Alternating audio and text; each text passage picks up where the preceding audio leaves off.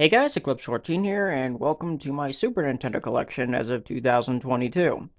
Not much has really changed since I did it in 2020. I have one new addition, which will be coming fairly early, but other than that, everything else has basically stayed the same. So I probably will flow through these things pretty quickly, apart from some additions and changes that may have happened in terms of game progression and whatnot. And that'll be it. So let's go ahead and cover my 28 Super Nintendo games as of this point, and let's see where we are. Game number one is none other than Super Mario World, which I did a Let's Play of this game earlier last year, and completed it with all 96 paths, and overall was a pretty fun Let's Play. I'll post a playlist link in the description below, as well as an end card at the end of this video when I have the time. And yeah, hopefully you guys will take a look at that because I had some fun with it. Now I'm going to set that right there because I actually just reunited it with its instruction manual that I had for a while. It's a decent one. I had it somewhere, don't remember where, and I found it, and well, here it is. So now I just gotta find a box to put it all together. But that'll come when the time comes. But yeah, I had some fun with this game, and I'm glad to say I played it for the channel.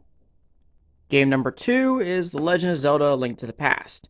This one I have actually considered playing for the channel sometime this year, considering I have beat it quite a few times. And, yeah, it's just nothing that's really come to fruition, although I will consider it at some point. Likewise, I also reunited it with an instruction manual that I managed to find. Pretty rough shaped one, but it's still a manual, so if I can just find a box for it and fit it all together, that would be nice. Although I have seen complete Link to the Past in the past, and would like to be able to have everything as it sits. So we'll see what happens there. Game number three is Donkey Kong Country, which I actually beat in June last year, but not to 100% unfortunately. That requires going through all the bonus paths, and I just didn't do it.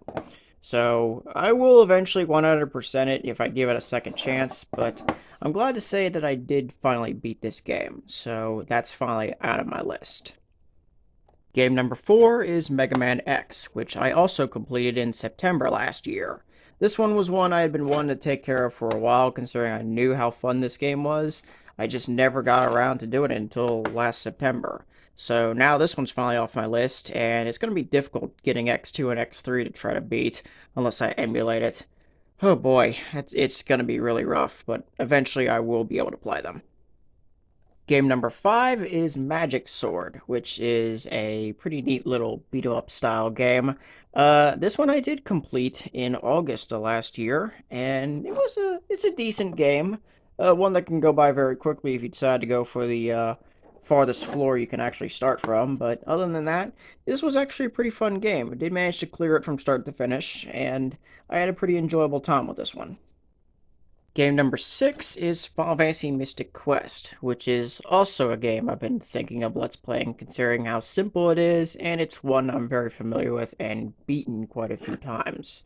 This one is, people call it the black sheep of the franchise. I personally like it because it's one that's sentimental to me for a number of reasons.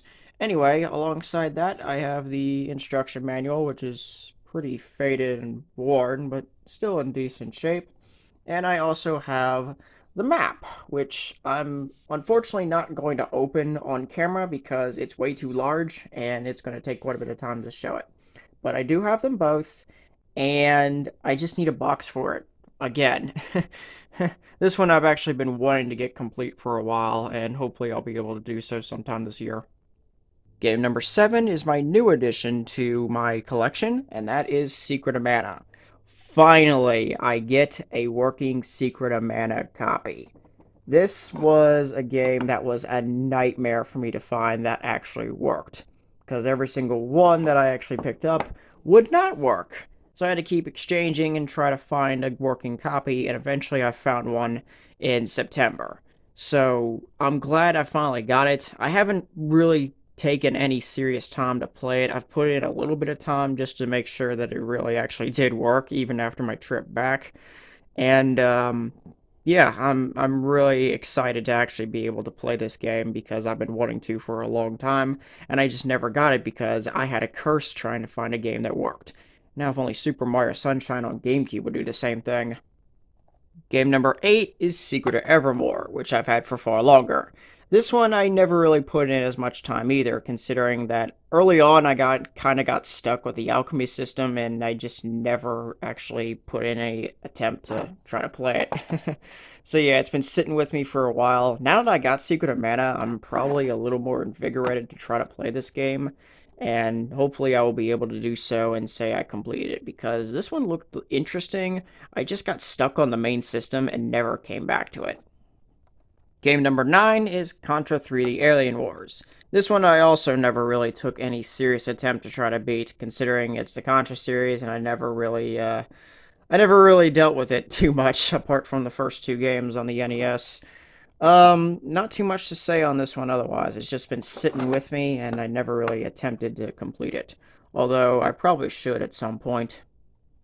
Game number 10 is Super Castlevania IV. Now, this one I was taking a serious attempt to try to complete, and I got about halfway the last time I finished it. I made it into the castle where everything starts to feel like the original Castlevania, and after that, this ultimately became the last game I played on my Retron 3, because, like, a few weeks after my last attempt to play this game, it decided to fry its AC adapter wires out. So this ultimately became the last game I played on my Retron 3 before its destruction. Yay! So this ends up being set back, but hopefully I will have the time to finish this game, because I've been wanting to play and finish it for a while. Hopefully I'll do so at some point. Game number 11 is The Adventures of Batman and Robin, and yikes, this is no question my worst looking cartridge. Stupid freaking rental companies and crap. Really? Really? You have to really alter it like this? Anyway, this is my first really expensive cartridge I've shown here, because it's been pretty high for a while, and I think now it's running about $130, $140, probably getting worse. So I am glad I got it. It was, I think, 60 on my end. So at the time, that was about 80, 85 for the normal, so that wasn't too bad, honestly. So yeah, pretty glad I do have it, even though it is disgusting, unfortunately. But I'm glad to say I have it, because it is a pretty costly game for a game that's fairly decent, although the Genesis version is definitely better. Game number 12 is the 7th Saga, which was another game I was trying to complete before my Retron 3 burned its AC adapter. This game is brutal. No question the hardest role-playing game on the Super Nintendo, and fortunately at the time of the Retron's burning, I finally got through the worst part of the game. So all I really gotta go through is just a smooth sailing and grinding my butt off in order to try to continue my way through the rest of the game. So, yeah, once I beat this game, I can safely say it'll be the hardest role-playing game I ever completed. It is that tough due to a lot of mechanical errors. Game number 13 is ActRaiser. This game I have literally no memories of. I just remember playing it for a couple minutes, and that's about it. It's been sitting as filler ever since. Although I really should try it again and see what it's like. Maybe I'll actually have some fun with it. But unfortunately, not too much to comment on this one because of that reasoning. Game number 14 is Robotrack. This one I also played for a couple minutes, and that's about it. Although I do have my memories for this one, and the fact that you're this little professor dude, and you build robots to do stuff. So, it sounds like a really interesting concept, and I really do want to give this game a shot later on, when I have a console that works.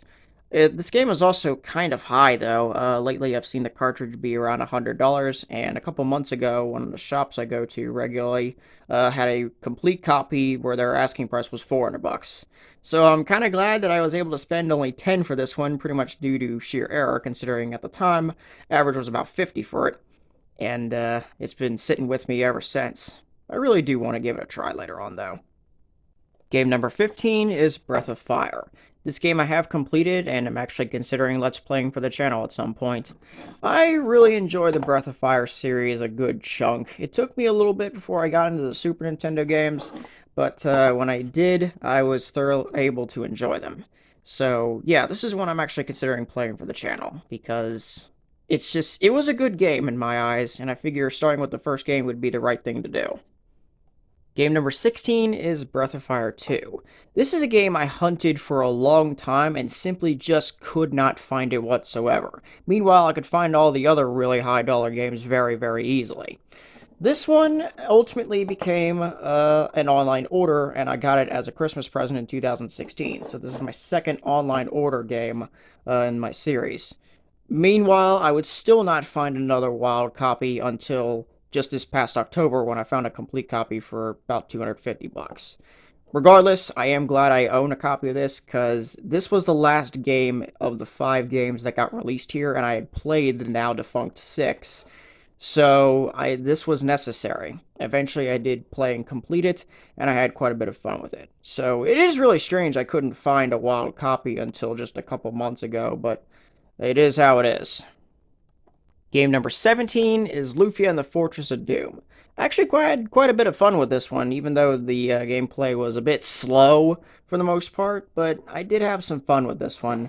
It took me a little bit to actually get through it, and I had some serious luck in getting pretty much the best equipment in the game pretty quickly, so I literally ground my butt off for the best armor in the game, because that was the only thing that was missing. So that's the only real memory I have of this game. And nowadays, I see the game running about $60-$65. So I'm pretty happy I managed to pick it up for only 20. It's a really fun game, and I do enjoy it. I did enjoy it. Game number 18 is Lufia 2 Rise of Sinistrals. This one was pretty costly, I'm not gonna lie, and unfortunately the back is in pretty ugly shape. I had a opportunity to get the back replaced, but it never came to fruition. Regardless, I did pick it up because I owned the first one and I knew the second one was pretty costly. Even now, the cartridge is still running about $115, $120. And this game I went through rather quickly compared to the first game because you were always constantly running. And I just got through it with relative ease. It was still a fun game though, and I did play this one. It's one of the few instances where I played the second game over the first game, considering I knew that this was a prequel, and the first game connected that prequel right at the very start of the game. Game number 19 is Chrono Trigger. Yes, this is a real copy, by the way. Had this one for a good chunk of time, and I did finish this one on the DS, actually. I never really completed the Super Nintendo version, primarily because I had already done it on the DS, and I was just kind of goofing around on this one. Cartridges these days are running over $200 now, which is pretty sharp. Yikes. Still, it's an excellent game, and if anything, I do recommend the DS version because that one was actually pretty cool, and there was some extra content that caught my interest. Game number 20 is my last cartridge-only Super Nintendo game, and it is a legitimate copy of Earthbound. I'm not going to say how much I paid for this thing, but it was quite a couple years ago when it wasn't as super sharp as it was.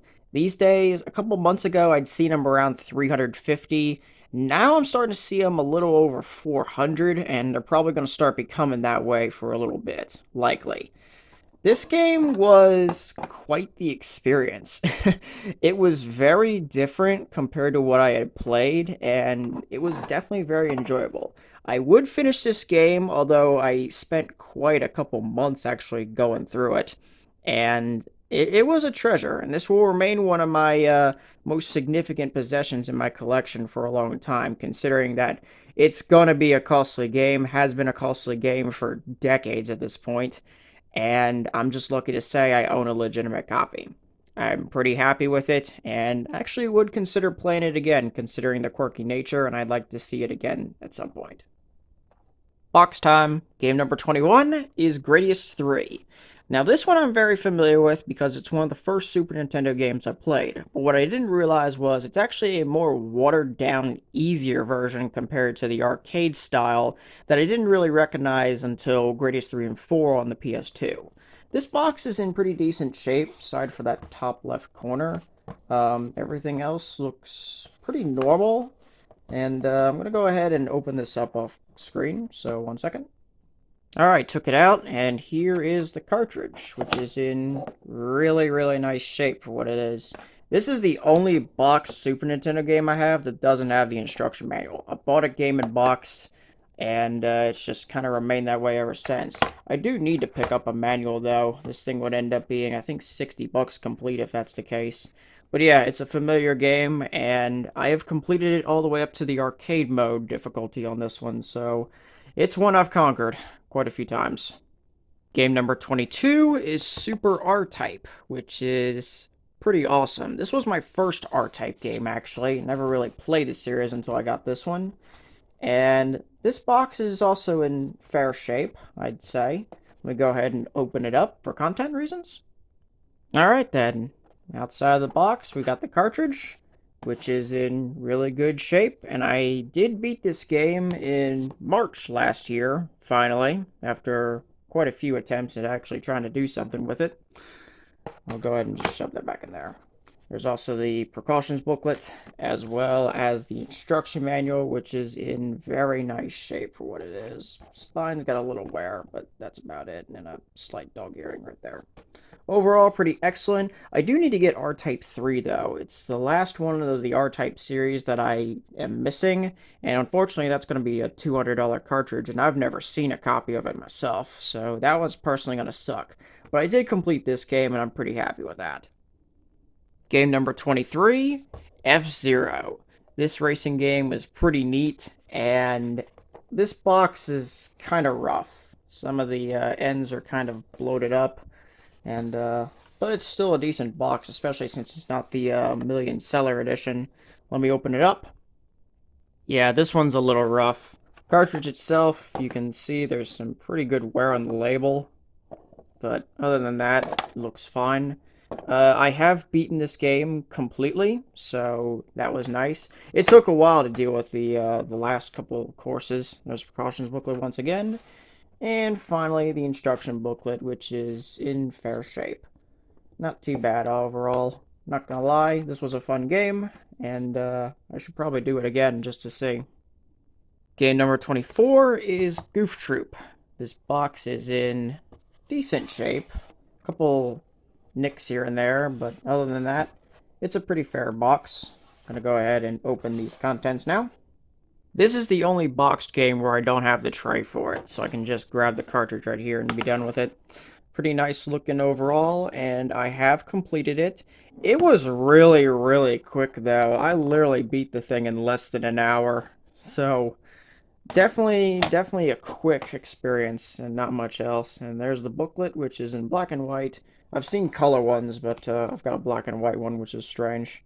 Decent one overall, but yeah, I went through this game pretty quickly, and I'm kind of disappointed in that. Game number 25 is Inindo. This game is actually kind of neat, but I've been struggling in order to try to play it, and since the Retron 3 is down, it'll be a while before I really get the shot. Box is in pretty good shape, I could say. Kind of just the standard wear and not much else. Gonna go ahead and open the contents. Okay, the cartridge is right here, which is in pretty good shape.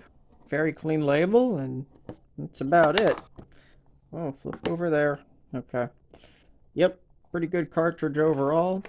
Inside this is actually a poster featuring Japan if it was in 1581, as well as the Inindo cover. Not going to open this because there's a section of it that's kind of torn up, and I just don't want to open it completely on camera. As well as the big instruction manual. This thing is literally 77 pages big. That's a lot. But yeah, I've wanted to try to play this game, just never really got around to trying to get serious with it, but eventually I'll probably do something with the game. Game number 26 is Illusion of Gaia. This is a game I've tried to complete and just never got to do so. This box is a bit wavy up front and in the back, which is a little weird. I'm assuming there could be possible water damage at some point, but the rest of the box looks very good otherwise. Contents coming up? Alright then. Cartridge itself looks pretty good, although I think the label's a little darker than I think. But regardless, it's still a good looking cartridge overall. I just never really beat the game, unfortunately, and I really would like to do so at some point.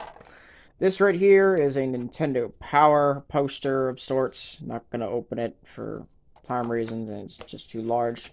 Precautions booklet as per usual, pretty worn apart.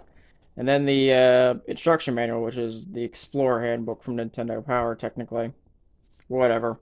This is a game I do want to try to beat at some point when I finally get a console that works, so hopefully I'll be able to do so soon. Game number 27 is Super Metroid. An original copy, not a million seller copy. That would be a golden Super Nintendo down there if that was the case. This box is easily my roughest looking one, no doubt. It's definitely worn up there. The sides are bloated pretty much all the way around, and this side was duct taped at some point. Fortunately, I did remove it without issue. And yeah, it's a rough box, but it's still a box. Let me go ahead and open it up to show you what's inside. Okay then. Here's the cartridge, which is much cleaner than the box it comes in. Haven't really played on it too much because I'm not super familiar with Metroid and never really gave it that much of a chance. But I did get it because I knew how well known the series was. And there's the booklet with the top and bottom right being dog-eared a little bit, but it's still a pretty fair manual otherwise. A complete copy of this thing used to be around 300 bucks a couple months ago. It's since died a little bit, but still seems to lean to 300 at times. So, yeah, it's definitely costly, so I am glad I have the whole thing complete. And my final Super Nintendo game, number 28, goes to Super Mario RPG Legends 7 Stars. This is a game I've wanted to play for the channel for a while and attempted last year, but there was some audio doubling issues that I could never fix and scrapped the whole thing. So I will try again sometime this year. The bottom of this box is a little bloated, but other than that, the rest of it looks pretty good overall. Not going to lie. Let me go ahead and show the contents. Once again, it's kept pretty simply with one of these different kind of cases this time around. Here is the cartridge, which is in decent shape. The top's a little worn up, but that's about it. Obviously, I've completed this game. I've just been trying to Let's Play for the channel for a little while. And the manual is a little wavy up front and back with some spine wear, but overall, pretty decent. So a copy of this game seems to be also around 300. I've seen them go for 350 at times and 400 bucks a couple months prior. So yeah, this one has definitely been pretty up there and is a very good Mario game regardless, because it's such an oddity and I love it. It's such a good game. I definitely want to play it for the channel, and I'll get to that at some point when I can. Okay, 2 consoles down, and the next one coming up is the Nintendo 64, which I'm going to have quite a bit of fun with this one. So anyway, hope you guys enjoyed my Super Nintendo collection. Apologies if this time is quite long, but I know it is pretty long considering there were 28 games. But either way, I'm going to go ahead and get to work on the Nintendo 64 games right now.